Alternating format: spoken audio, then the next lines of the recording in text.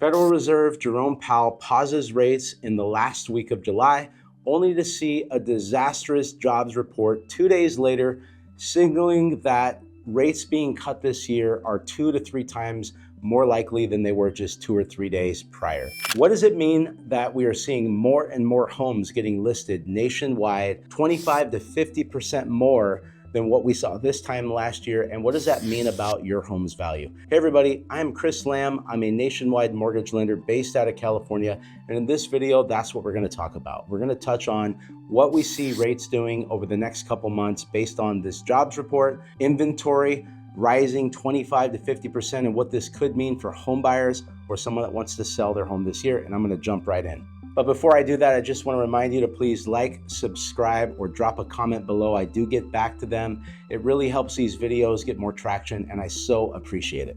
Now, I don't think I've ever seen a Federal Reserve get as much pressure as Jerome Powell. In the last week of July, in the July meeting, he basically paused rates, saying that inflation is cooling and things are heading in the right direction, but not enough for him. Now, what's really important about that particular meeting is he said they needed to see further signs of a weakening economy, and just 2 days later, we had a jobs report come out that basically showed that our economy is slowing down more than most people expected.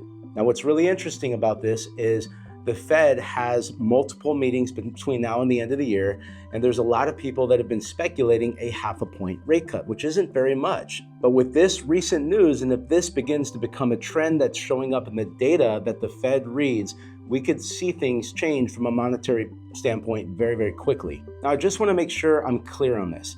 If the Fed lowers rates, which is more likely today than it was a week ago, this does not necessarily mean that mortgage rates will come down.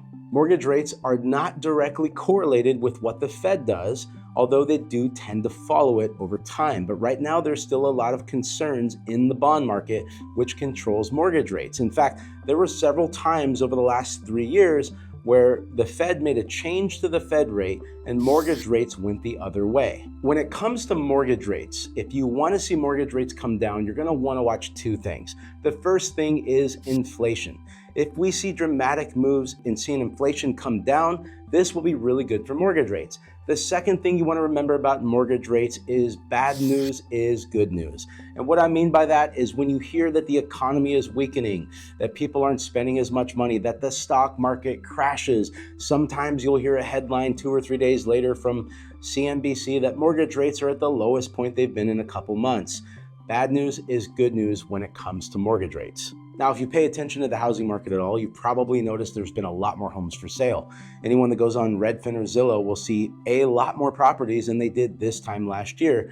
And right now, there's about 25 to 50% more listings or homes for sale as there was this time last year. Now, that depends on the market. The Sun Belt markets and some of the markets that are close to the coast are getting hit differently than, say, markets in the Northeast. But by and large, we are seeing inventory increasing nationwide. Now, everyone wants to make a prediction about where this is going. You know, buyers want to say this is finally the crash that we've been waiting for.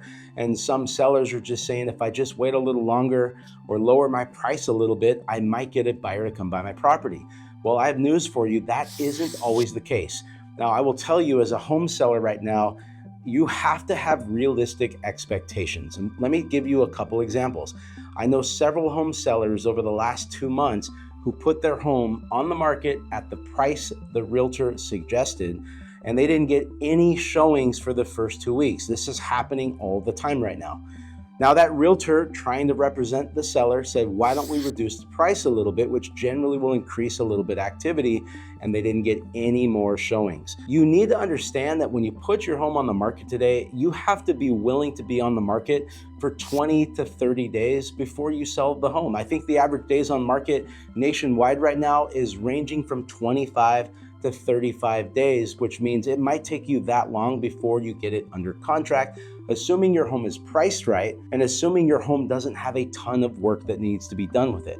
But for someone coming to the market right now, you have to be realistic, and you really want to make sure that you listen to a qualified listing agent's advice if you need to sell. Now, obviously, if you don't need to sell and you can wait it out and you can maybe wait until spring of 2026, see what happens with rates, and you're okay taking risks, knowing that values could be different next year, then that's fine. But for those of you that need to sell, staying on the market longer, not pricing it aggressively first, fixing the property up to make it presentable are things that could really cost you in the long run. Now, for home buyers that are thinking that this is finally the cliff that you've been waiting for, you have to be really careful with that. If we look back in history to the great financial crisis in 2011, I remember when a ton of people were waiting and thought prices would go down more.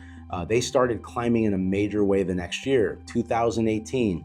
2020, when the housing market froze for a couple weeks, right when the pandemic hit, home values went on to go up 35%. Now, the reality is Zillow and Redfin have adjusted their appreciation forecast for 2025. And a lot of them are saying that we may see negative appreciation for the first time in years in 2025. And I can see it. But if you're a home buyer that thinks that we're going to hit some cliff and you're going to get a 20% decline in values, just be really, really careful, because real estate usually goes like this. It doesn't usually go like this or like this. And if I was a buyer right now, knowing that the number one reason why the market is so frozen is affordability, and I see all these things pointing to lower mortgage rates later in this year or early next year, it would be a better decision to get in when there was less demand and a higher price tag on the mortgage and refinance that mortgage at a later date than trying to jump in when everybody else jumps in. There was an article that recently came out by National Association of Realtors that said if rates go from 7 to 6%, or right around 6%, 5 million more homeowners will enter the housing market. That will create a lot of demand and push prices very quickly.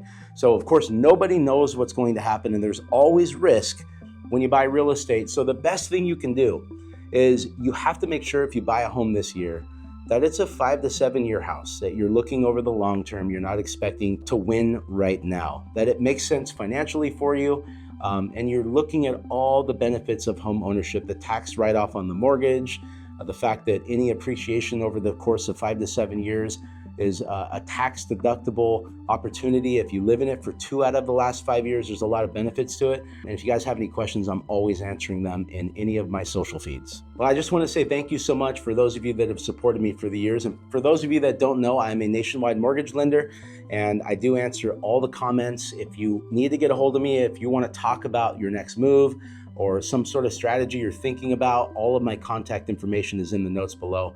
I hope you have a great rest of your week, and we'll see you soon.